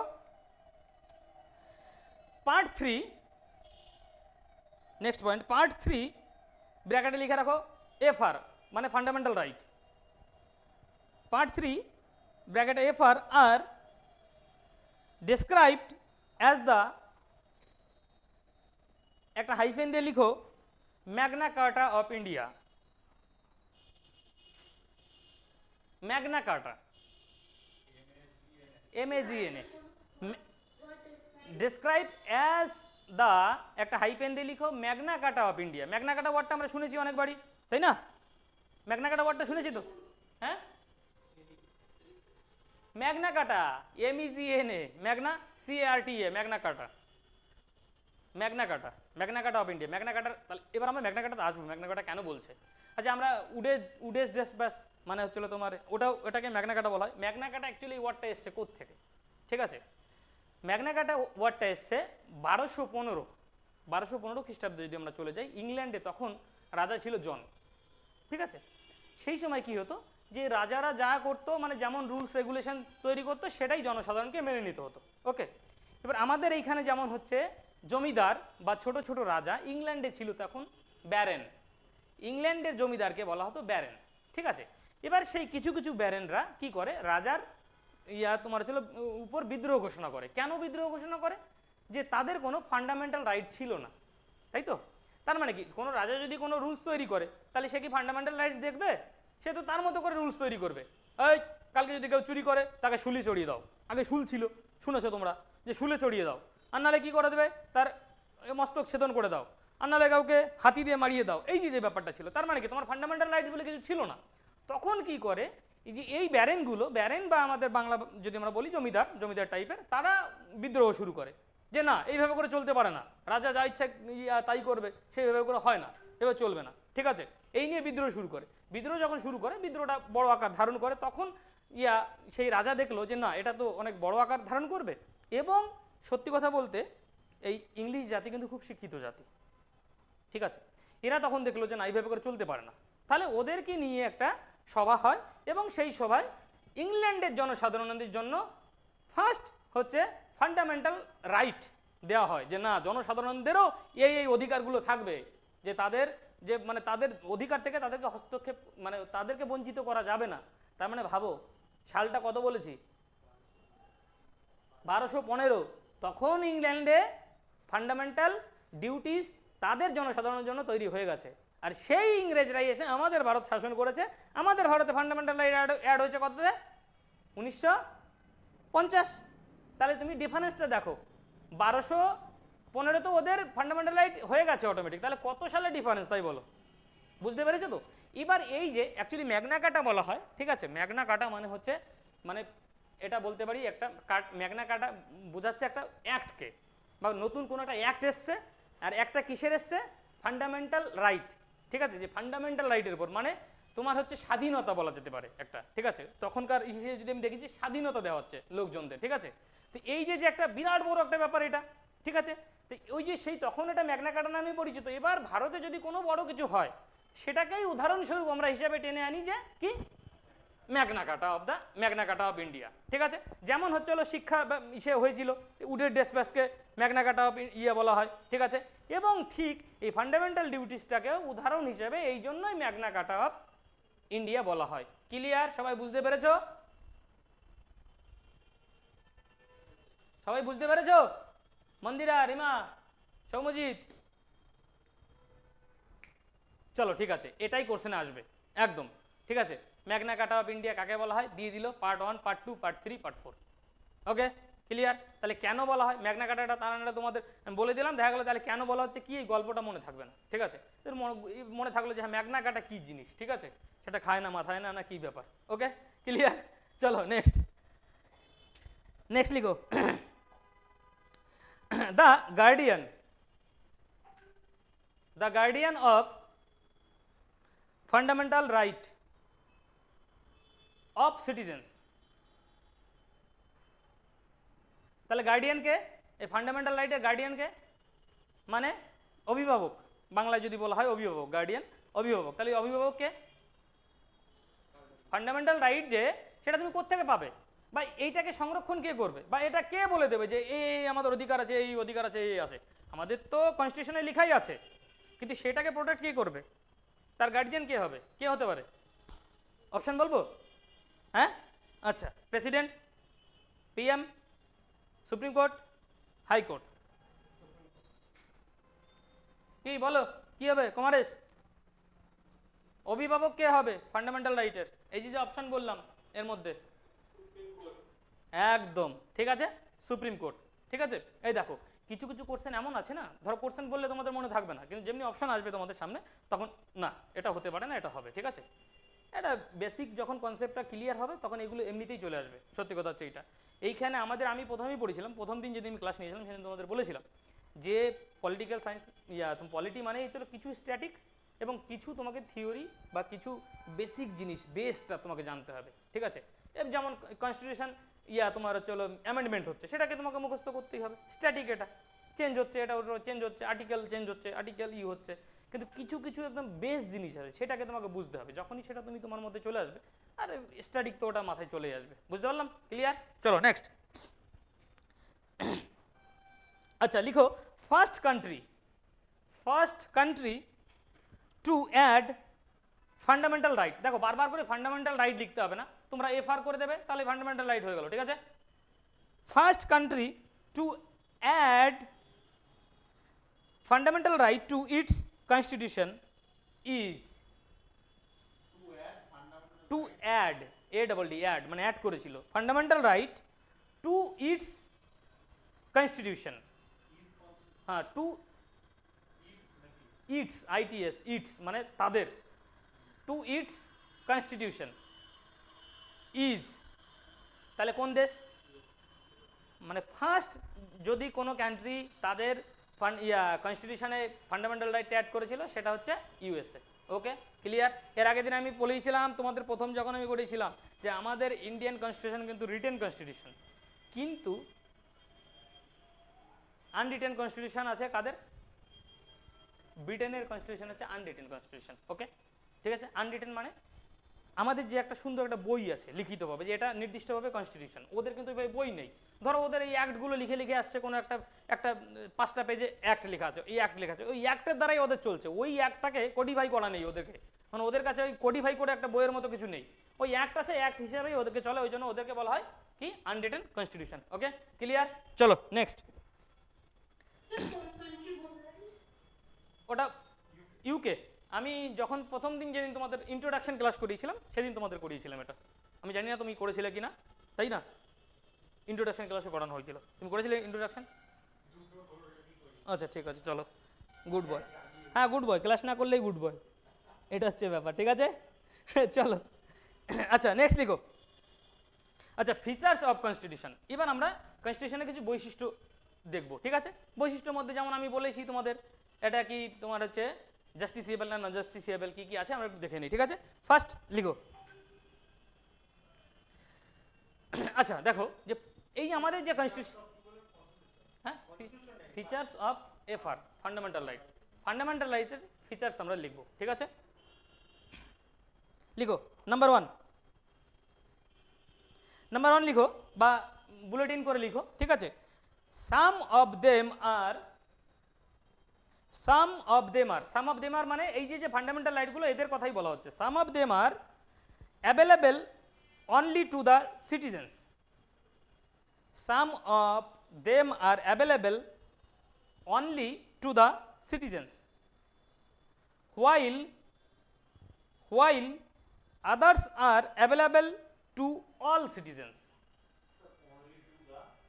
only to the citizens, only to the citizens, while while others are available to all citizens, comma foreigners, all citizens লিখো না, comma foreigners or legal person like corporation, or legal person like corporation or companies.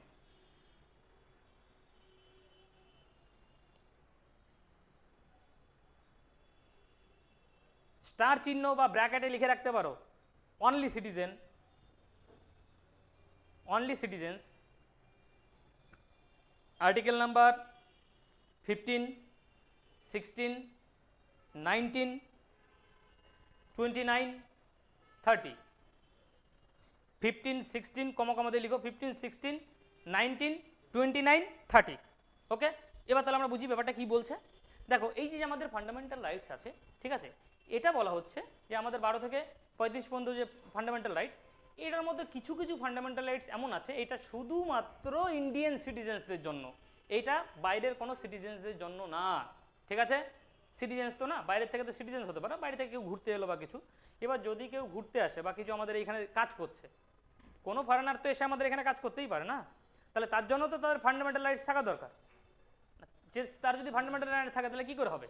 বুঝতে পারলাম? কোনো companies আছে, কোনো তোমার ছিল community আছে, তারা আসছে, তারা এসে কাজ করছে, ঠিক আছে, তাহলে তাদেরও তো ফান্ডামেন্টাল রাইটস থাকবে, কেননা তারাও তো আমাদের ইন্ডিয়ান জনগণ নন, কিন্তু তারা তো কোনো দেশের তো জনগণ, বা আমাদের দেশে এখন কাজ করছে মানে তারা জনগণ, ইন্ডিয়ান জনগণ না, ইন্ডিয়ান সিটিজেনশিপ না, ঠিক আছে, কিন্তু তারা ফরেনার, তাদের তো ফান্ডামেন্টাল রাইট থাকা দরকার। এবার বলছে যে এমন কিছু কিছু ফান্ডামেন্টাল রাইট আছে অনলি ফর ইন্ডিয়ান সিটিজেনশিপ। তাহলে কি কি অনলি ফর ইন্ডিয়ান সিটিজেনশিপ?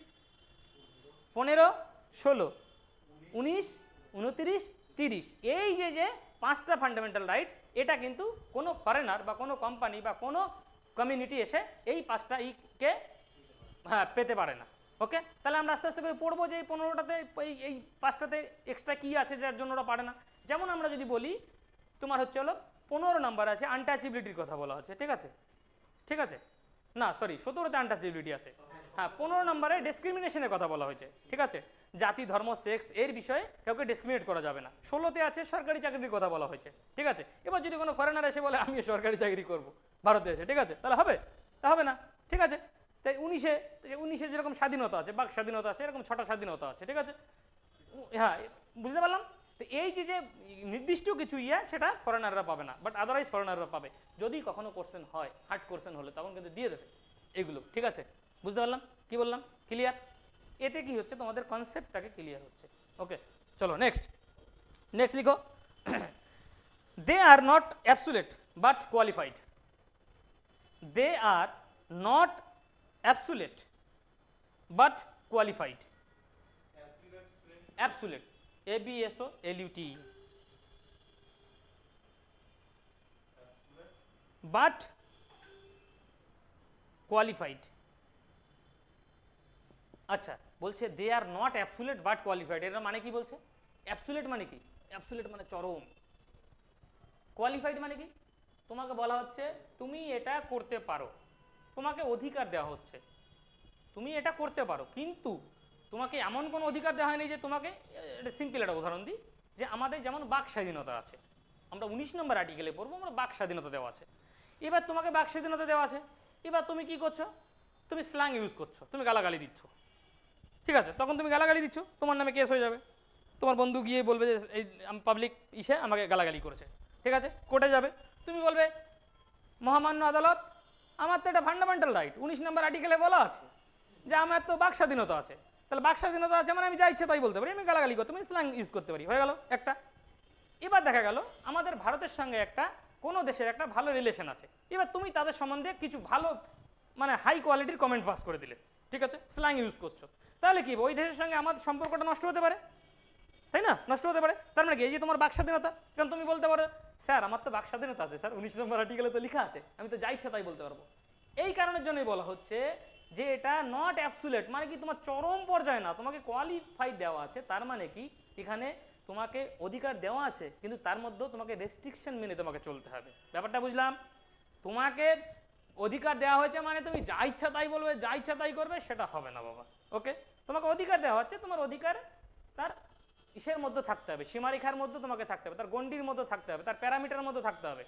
তোমাকে বললো আর তুমি তোমার মতো করে করলে যে আমার তো সবই আছে, না, ওই জন্য বলছে নট অ্যাবসুলেট বাট কোয়ালিফাইড, ঠিক আছে, ক্লিয়ার একদম।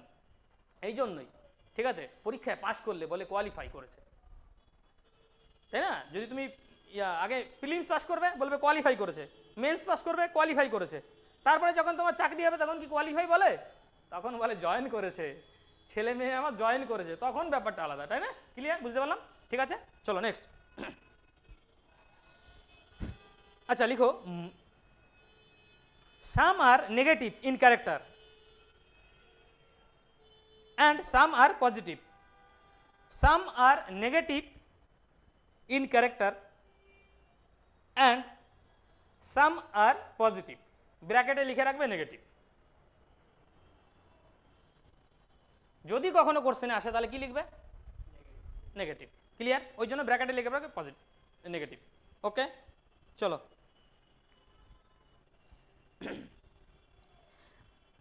আচ্ছা এবার তাহলে বলো যে এই যে ফান্ডামেন্টাল রাইটটাকে এটা কি পার্লামেন্ট অ্যামেন্ড করতে পারবে,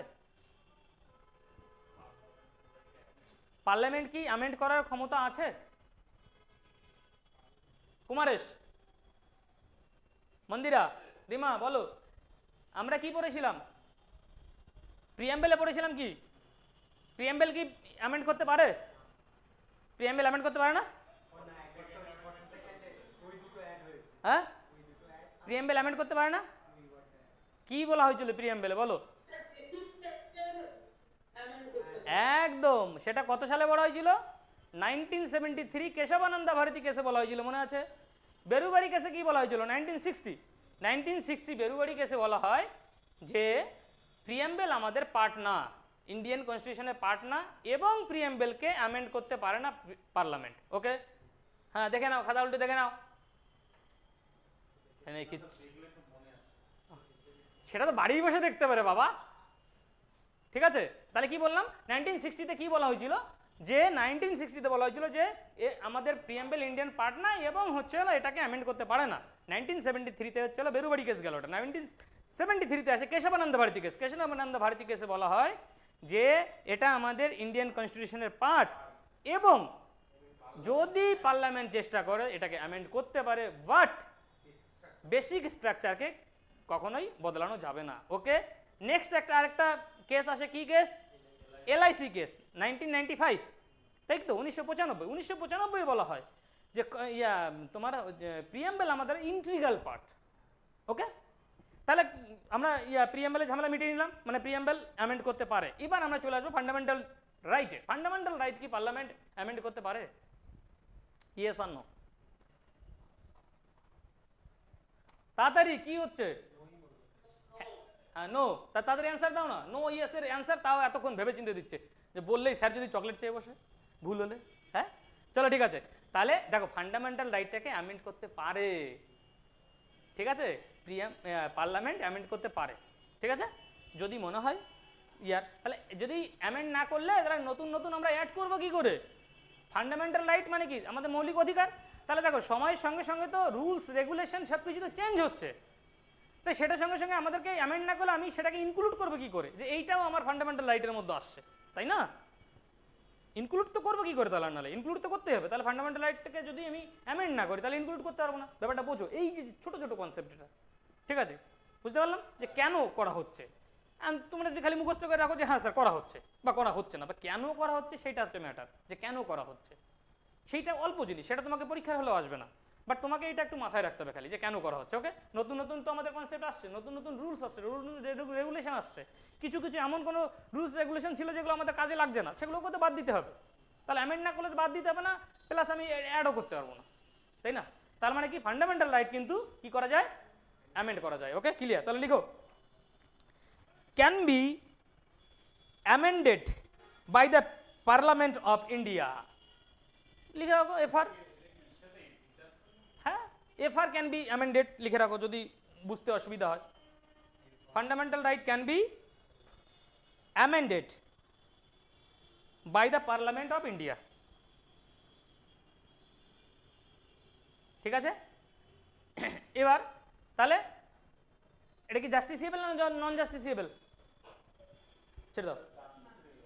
হ্যাঁ, জাস্টিসিয়েবল না নন জাস্টিসিয়েবল? একদম সুন্দর করে আমি ডিসকাশন করলাম, তাহলে এতক্ষণ কনফিউজ হওয়ার কোনো কথা নেই। নিশ্চয়ই নিশ্চয়ই জাস্টিসিয়েবল, আর নাহলে আমার যদি মৌলিক অধিকার হনো নয় আমি তাহলে যাবো কোথায়? আমি নিশ্চয়ই কোর্টে যাবো না, তাই না? নিশ্চয়ই তো আমি কোর্টে যাবো, তাই তো? তাহলে এবার জাস্টিসিয়েবল। এবার দেখো 17 নম্বর আর্টিকেলে আছে কি আছে, আনটাচেবিলিটি আছে। ঠিক আছে, কি বলেছে? অস্পর্শতা। ঠিক আছে, আনটাচেবিলিটি মানে অস্পর্শতা। ঠিক আছে, তাহলে অস্পর্শতা করা যাবে না, এটাকে সাপোর্ট করা যাবে না, এটা কাউকে তুমি প্রভোগ করতে পারবে না, কিছু করতে পারবে না। তুমি যদি কাউকে ধরো প্রভোগ, একে শিখিয়ে দিলে এই তুই ওকে ছবি না, ঠিক আছে খুব অছুত, ঠিক আছে, এটাও করা যাবে না। তুমি ওকে বুদ্ধিও দিতে পারবে না, যদি সেটা প্রুভ হয় তাহলে তোমার মারাত্মক রকমের সাজা হবে। ঠিক আছে, এবার কি হলো, কালকে তুমি আসছো রাস্তার সাইডে তুমি ড্রেনে পড়ে গেছো, আর ড্রেনের জল আমাদের এখানে খুব সুন্দর তোমরা জানো সবাই, ঠিক আছে, যতটুকু যা ভিজেছো ভিজেছো কালি ফালি হয়ে গেছে, পাশ দিয়ে তোমার বন্ধু যাচ্ছে, একে বলছে আমাকে একটু টেনে তুল, ঠিক আছে, এ তো দেখে হ্যাঁ না আমি তুলতে পারবো না, তুমি কোর্টে কোর্টে চলে যাবে, স্যার ও আমাকে অস্পর্শ করছে, আমি ওকে তুলতে বলছি তুলছে না, হবে এটা? তাহলে এই জন্য বলেছি যে কিছু রুলস রেগুলেশন প্রভিশন তোমাকে মেনে চলতে হবে। তুমি ড্রেনে পড়ে গেছো, তুমি তো আর বলতে পারো না কোর্টে গিয়ে স্যার আমাকে করেছে, সিচুয়েশন, হ্যাঁ একদম ওই জন্য কোয়ালিফাইড। ঠিক আছে, নট অ্যাবসুলেট। ক্লিয়ার? বুঝতে পারলাম? চলো নেক্সট। নেক্সট তাহলে কি লিখো, দে আর জাস্টিসিয়েবল। দে আর জাস্টিসিয়েবল, দে মানে এখানে ফান্ডামেন্টাল রাইটকে বোঝানো হচ্ছে। ওকে, বা ফান্ডামেন্টাল রাইট আর জাস্টিসিয়েবল যেটা করো। ওকে ওকে, নেক্সট খুব একটা ভালো এটা স্টার মার্ক করে রাখবে এটাতে, ইটাতে। দে ক্যান বি, আগে লিখে নিই তারপর বুঝিয়ে দিচ্ছি। They can be suspended during the operation of national emergency. They can be suspended during the operation of national emergency. Operation of national emergency except the EXCPT, except the rights, except the right granted by article number 20 and 21.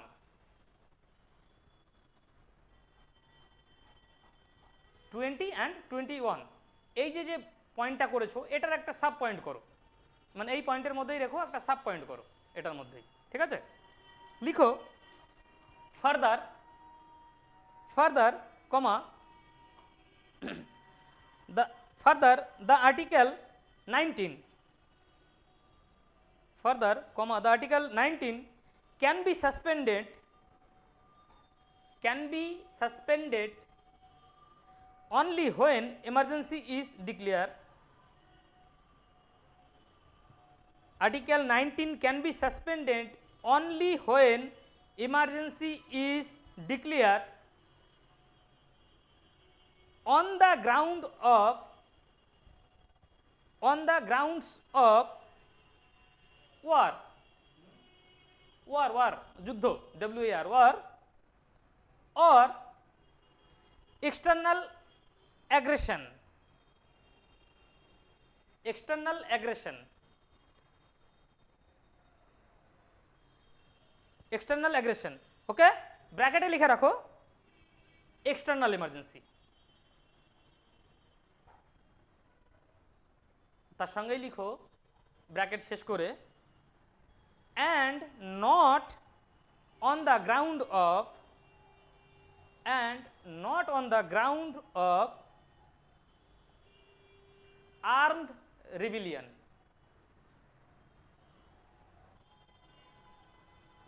Armed rebellion ব্র্যাকেটে লিখে রাখো internal emergency. Arm ARMED armed rebellion, REBELLION armed rebellion ব্র্যাকেটে লিখে রাখবো internal emergency. ওকে, এইটা কিন্তু খুব most important একটা লাইন, ঠিক আছে। এইখানে কি বলছে যে এই যে আমাদের যে ফান্ডামেন্টাল রাইটস আছে, যেটা আমাদের কনস্টিটিউশন আমাদেরকে দিয়েছে, যে ফান্ডামেন্টাল রাইট, ঠিক আছে, এই ফান্ডামেন্টাল রাইট কি তাহলে আমাদের যখন এমার্জেন্সি যখন কখনো যদি জারি হয় তখন কি আমাদের ফান্ডামেন্টাল রাইটস কি থাকবে? তাই না? তাহলে ফান্ডামেন্টাল রাইটস আমরা কি পড়বো? আমরা যখন আস্তে আস্তে একটা পড়বো তখন বুঝতে পারবো ফান্ডামেন্টাল রাইটস আমার চলো কথা বলার অধিকার আছে, আমার চলার অধিকার আছে, আমার কোথাও যাওয়ার অধিকার আছে, ঠিক আছে, অনেক রকমের অধিকার আছে। তো আমরা আস্তে আস্তে একটা করে যখন পড়বো, এই অধিকারগুলো বলছে যখন ন্যাশনাল এমার্জেন্সি জারি হবে তখন এমার্জেন্সির সময় কি এই ফান্ডামেন্টাল রাইট কি অ্যাক্টিভ থাকবে না কাটেল হয়ে যাবে? কি হবে? বলছে যে এমার্জেন্সির সময় সমস্ত ধরনের ফান্ডামেন্টাল রাইট কাটেল হতে পারে, বা তোমার হচ্ছে আমাদের প্রেসিডেন্ট বলে দিতে পারে যে এই ফান্ডামেন্টাল রাইটগুলো এখন অফ থাকবে, কিছু কিছু নির্দিষ্টও করে দিতে পারে বা অল বলে দিতে পারে। কিন্তু এখানে বলেছে এক্সেপ্ট 20 and 21, এই দুটো ন্যাশনাল এমার্জেন্সি সে যাই হোক, এই দুটো কখনো কি হবে না, বন্ধ হবে না বা কাটেল হবে না বা সুইচ অফ হবে না, এই দুটো সবসময় চলতে থাকবে। ওকে, ক্লিয়ার? বুঝতে পারলাম। এবং তার পরের লাইনে আমরা বলছি, ঠিক আছে, সাব প্যারাতে বলেছে যে 19 নম্বর আর্টিকেল, মানে এখানে স্বাধীনতার অধিকার বলা হয়েছে, ঠিক আছে, এখানে বাক স্বাধীনতার কথা বলা হয়েছে, এখানে কোনো জায়গায় যাওয়ার কথা বলা হয়েছে, এরকম 6 তোমার হচ্ছিল হ্যাঁ স্বাধীনতা, হ্যাঁ ফ্রিডম আছে। তো বলছে যে এই ফ্রিডমটাও তখনই কাটেল হবে, কখন কাটেল হবে?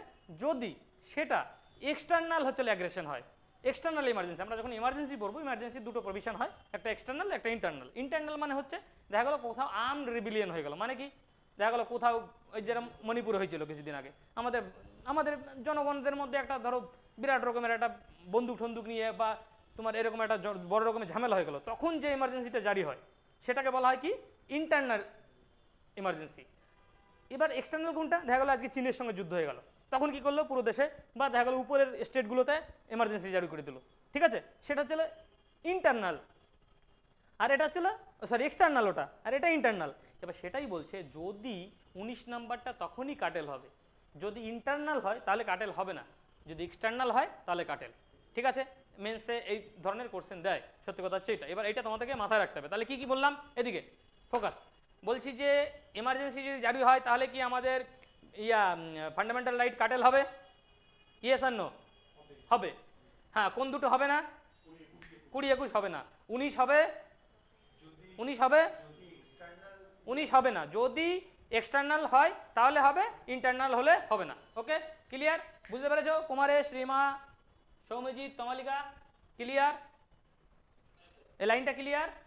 ঠিক আছে। তাহলে কনক্লুশনে যদি আমি বলি যে আমাদের ফান্ডামেন্টাল রাইটটা কাটেল হয় তোমার এমার্জেন্সির সময়, কিন্তু 20, 21 কখনোই হয় না, কাটেল হয় না। এবং 19টাও কাটেল হয় যদি সেটা এক্সটার্নাল এমার্জেন্সি হয়, ইন্টারনাল হলে হবে না। ইন্টারনাল এমার্জেন্সি মানে কি? ভিতরকার গোলযোগ, ঠিক আছে, কেউ আর্ম রিবিলিয়ন হয়ে যাচ্ছে, মানে সশস্ত্র কেউ দেখা গেলো গুলিগুলায় এরকম অনেক রকমের যেগুলো হচ্ছে, যেমন মণিপুরে হচ্ছে একটা, ঠিক আছে, কনফ্লিক্ট, এই যে ব্যাপারটা, এটা ইন্টারনাল, ঠিক আছে। এইখানে কিন্তু 19 নম্বর কাটেল হবে না। ওকে, ক্লিয়ার? ঠিক আছে, বুঝতে পারলাম। নেক্সট লিখো, this is the longest fundamental right ever in the world.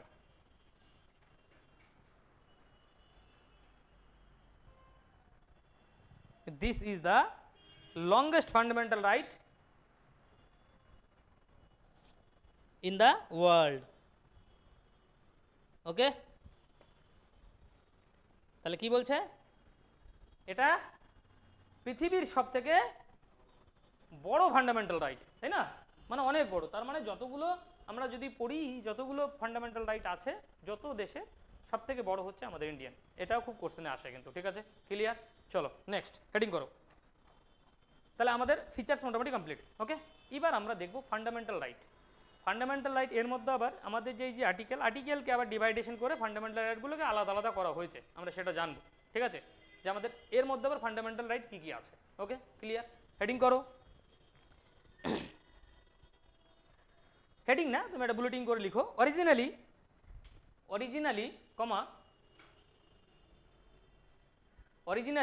the constitution provide for 7 fundamental right. Originally, the constitution provide for 7 fundamental right. মানে আমাদের অরিজিনাল যে কনস্টিটিউশন ছিল সেখানে কটা ছিল? 7টা ফান্ডামেন্টাল রাইট ছিল, ঠিক আছে। নাম্বার 1 লিখো, right to equality. Right to equality article number ব্র্যাকেটে লিখবে আর্টিকেল 14 থেকে 18, 14 to 18, আর্টিকেল 14 to 80, ওকে। এবার লিখো number 2, right to freedom. Right to freedom, right to freedom article ব্র্যাকেটে লিখবে 19 থেকে 22, 19 থেকে 22, ওকে। নাম্বার 3 তে লিখো রাইট এগেনস্ট exploitation, আর্টিকেল 23, 24, 23, 24, ওকে। নাম্বার 4 এ লিখো right to freedom of religion. Right to freedom of religion 25 থেকে 28, ওকে। নাম্বার 5 এ লিখো cultural and educational right.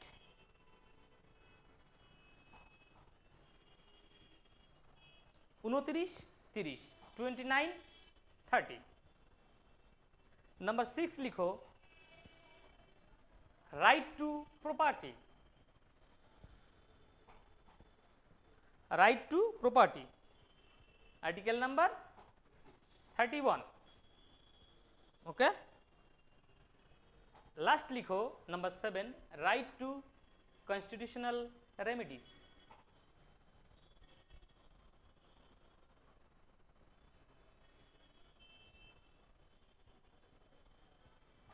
Okay, article number 32 only, okay. তাহলে দেখো এবার এই যে আমরা যে ফান্ডামেন্টাল রাইট বলছি, তাহলে যদি আমি বলি যে তোমাদের কতগুলো ফান্ডামেন্টাল রাইট ছিল কতগুলো? 7টা। তাহলে কি কি 7টা? হ্যাঁ, equality, freedom, exploitation, religion, cultural education right, property, remedies, একদম। তার মানে তাহলে কটা আছে? 7টা, ওকে ক্লিয়ার। আমি যদি কোশ্চেন বলি যে তোমাদের কটা ছিল, তখন কিন্তু 7টা, কিন্তু এই 7, আরেকবার বলো। রাইট টু কনস্টিটিউশনাল রেমিডিস, হ্যাঁ কত? কি বলেছি? ফ্রিডম, ও রিলিজিয়ন 25 থেকে 28, হ্যাঁ 25 to 28। তাহলে বুঝতে পারলাম তো। তাহলে দেখো যদি কোশ্চেন করা হয় যে তোমাদের ফান্ডামেন্টাল রাইট কয়টা, তাহলে 7টা, ওকে। এবার লিখো নিচে, তার নিচেই লিখবে point, now there are 6 type of fundamental right in our constitution. Now there are 6 type of fundamental right in our constitution, ঠিক আছে। তাহলে আমি প্রথমেই স্যার আপনি বললেন একবার এই 7টা, আবার এখন বলছেন নাও 6টা, কি ব্যাপারটা কি হচ্ছে স্যার? নোট করে লিখো নিচে, নোটস। তাহলে এই 6-7-এর গল্পটা কি হয় আমি আগে বুঝিয়ে নিই নাকি। নোটস করে লিখো, right to property was deleted. Right to property was deleted from the list of fundamental right. from the list of fundamental right by 44 Constitution Amendment Act CAA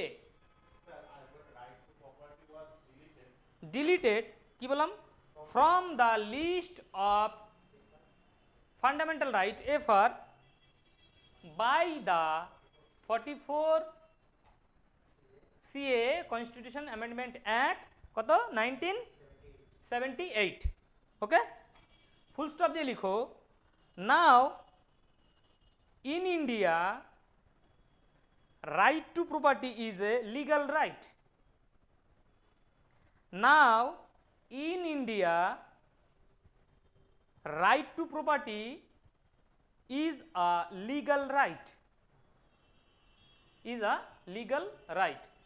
Okay, under article number 300A, under article 300A comma part 12 of the constitution, part 12 of the constitution. Okay, clear? তাহলে কোনো confusion নেই এখানে একদম। তাহলে কি বললাম আমি, তাহলে আমাদের যদি বলি আমি ফান্ডামেন্টাল রাইট তোমাদের কটা, না তোমাকে বলতে হবে, আমি যদি বলি ফান্ডামেন্টাল রাইট কটা আছে তোমাকে 6টা, যদি বলা হয় ফান্ডামেন্টাল রাইট কটা ছিল তাহলে 7টা, যদি বলি ফান্ডামেন্টাল রাইট এখন কটা আছে তখন 6টা। Okay clear? ঠিক আছে, এই একটা ইন্ডিভিজুয়ালি একটা প্রত্যেকটা যে কটা ফান্ডামেন্টাল রাইট সেটাকে এবং তার সঙ্গে আর্টিকেল রিলেটেড প্রত্যেকটা যেন একদম মাথার মধ্যে থাকে।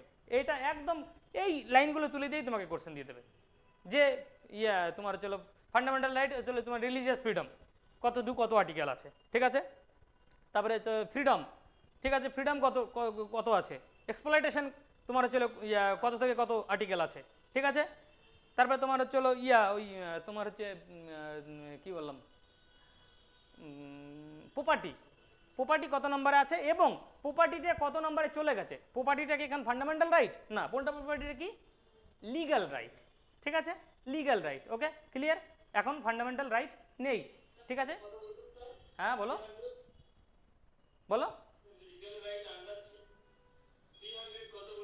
300A আর্টিকেল 300 এতে ট্রান্সফার করা হয়েছে ওকে। ও ছিল কত 31 নম্বর আর্টিকেলে ছিল, ওকে 31 নম্বর আর্টিকেল থেকে তুলে দিয়ে 300A তে নিয়ে যাওয়া হয়েছে, যেটার পার্ট হচ্ছে 12। এটা একদম ডিটো কোশ্চেন দিয়ে দেয় যে এখন প্রপার্টি কত নম্বর আর্টিকেলে আছে এবং তোমার হচ্ছে কত নম্বর পার্টে আছে এবং সেটা কত নম্বর অ্যামেন্ডমেন্টের দ্বারা চেঞ্জ করে ওকে নিয়ে যাওয়া হয়েছে। তাহলে আমি সব কিছু মোটামুটি ডিটেলসে লিখিয়ে দিলাম একদম ক্লিয়ার। কুমারেশ ক্লিয়ার বাবু? একদম ঠিক আছে ওকে। এই পর্যন্ত কারো কোনো কনফিউশন? আমরা মোটামুটি আজকে ফুল ধারণাটা নিয়ে নিলাম যে ফান্ডামেন্টাল রাইটস কি। এরপর দিন আমরা আর্টিকেল থেকে শুরু করব, আর্টিকেল 12 থেকে স্টার্ট করে একদম কত আর্টিকেল 35। ইয়েস, এটাই শুনতে চাইছি, তাও কনফিউশন স্যার 35 না 34 বলবো। আর্টিকেল 35 পর্যন্ত একদম ক্লিয়ার। চলো, কোনো কনফিউশন আছে কোনো পয়েন্টে? এই তোমাদের কোনো কনফিউশন? কুমারেশ, মন্দিরা, রিমা, সৌমজিৎ, তমালিকা একদম ক্লিয়ার? বুঝতে পেরেছো সবাই? একদম। এটা দেখো সুন্দর একটা টপিক আছে। হ্যাঁ বলো। কমিউনিস্টিক কমিউনালিজম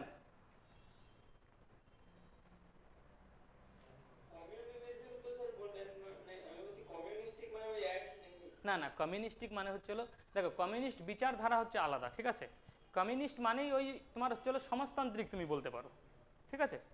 কমিউনিস্ট মানে হচ্ছিল সমাজতান্ত্রিক, তার মানে কি কমিউনিস্টের হচ্ছিল তোমার চিন্তাধারা হচ্ছে এদের কথা হচ্ছে সবাই সমান, ঠিক আছে।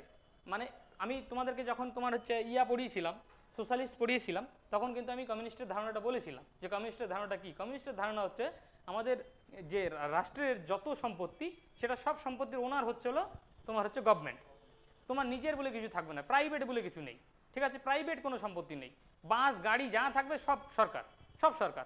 এবং কমিউনিস্টদের চিন্তা ভাবনা হচ্ছিল এখানে সবাই সমান, সবাই সেম বেতন পাবে, সবাই সব। এবার কমিউনিস্ট কি সেটা কি সম্ভব? তুমি একটা বড় চাকরি পাচ্ছ, যে একজন রিক্সাওয়ালা তার আর্নিং আর তোমার আর্নিং কি সমান হবে? কিন্তু কমিউনিস্টরা চিন্তা করে যে সবাইকে সেম করে নেওয়া, ব্যাপারটা বোঝো, ঠিক আছে? বুঝতে পারলাম?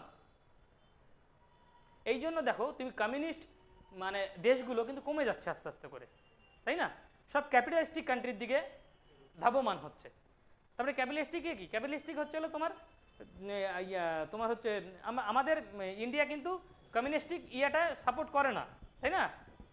আমাদের কি প্রাইভেট এবং হচ্ছে হলো তোমার পাবলিক দুটো একসঙ্গে চলে, তাই তো? এর আগের দিন আমি পড়িয়েছিলাম যে আমাদের যদি, হ্যাঁ বলো বলো, চায়না কমিউনিস্টিক, একদম চায়না, রাশিয়া, কোরিয়া, এটা সব কমিউনিস্টিক।